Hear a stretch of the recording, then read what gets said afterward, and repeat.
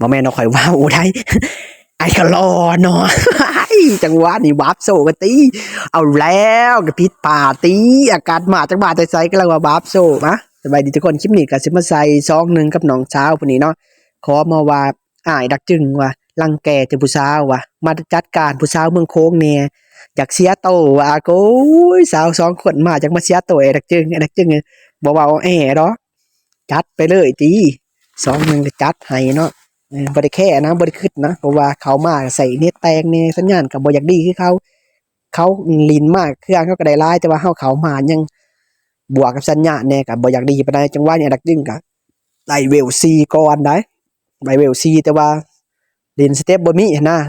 สไลด์ก็บ่ทันเก่งบ่ได้น้องเลือดเพิ่นยังเม็ดนึงขอแต่ว่าได้เตะเม็ดนึงก็ดังแตกเลยน้องสาวเพิ่นจากนั้นก็เฮ็ดหยังนำบ่ทันเนาะเพิ่นก็แล่นครับผมจังเด้อมาที่ไสอีกอันนั้นโตอันนี้ก็โอ้วาร์ปโซอีกฮะ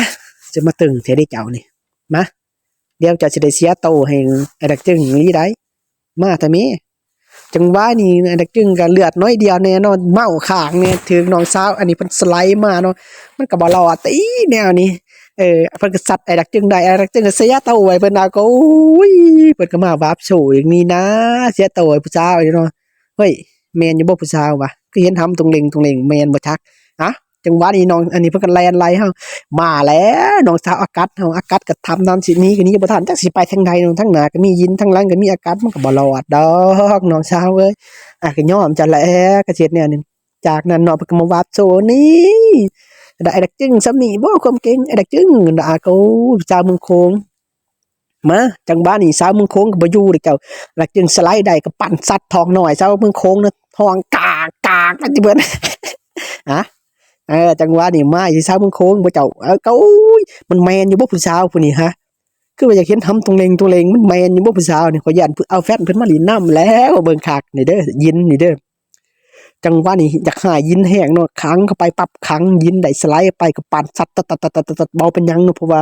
ท้องเพิ่นหนาเด้เพิ่นกินเบียร์หลายหนังท้องเพิ่นหนาเนี่ยเครื่องแทงเข้าไปบาดท้องเรียบร้อยสอดปุดแตกตุ่มนี่จังหวะนึงเห็นยินมาขังยินได้สไลด์ไปแล้วบาดนี่สไลด์ไปกับแซ่แข็งจักสิแค่จักเฮ็ดอึกกระถือโคมไปเลยนะแบบสเต็ปยังอึกกระถือโคมนะแบบบ่เก่งเนี่ยสไลด์ออกมาหน่อนึงก็ปั่นใส่แซ่แข็งทุบตูมหัวแตกจังนั้นวับโซวายจักแล้วจังหวะนี้เซาอันนี้อากาศก็มาเนาะมันก็บ่รอดดอกเพิ่นมาซอยนี่ผู้บ่าวเพิ่นมาซอยผู้บ่าวเพิ่นเนาะจากนั้นเพิ่นก็มายับเยินมา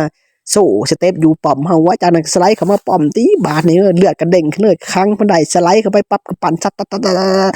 ตูมหัวแตกน้ำลายเต็มหน้าจอจากนั้นไอ้เด็กจึงก็